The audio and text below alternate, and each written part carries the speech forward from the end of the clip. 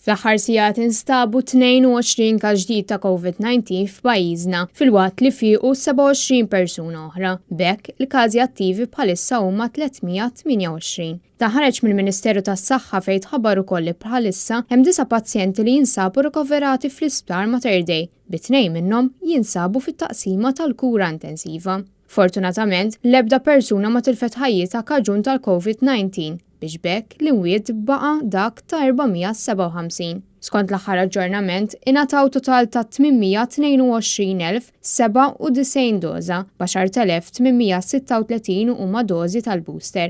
Dwar il-boosters, tkellmet ma' Net News koppja anzjana il qaltilna li għadhom qed jistennew biex jirċievu appuntament. Din il-koppja li għandha l fuq minn 70 sena u li t-tnejn qed jiġġieldu l-battalja mal-kanċer stqarret li s-6 xhur immunità, skont studji li saru, m'għadix effettiva fuqhom u bekk jinsabu f'riskju kbir għal saħħithom jekk jiġu wiċċ imwiċċ mal-virus. U ma għamlu kuntatt fuq il-numru 145 b'dawk li rrispondewhom qalulhom li għalissa kull ma jistgħu jagħmlu li jistennew li jirċievu appuntament u ma nataw ebda soluzzjoni oħra.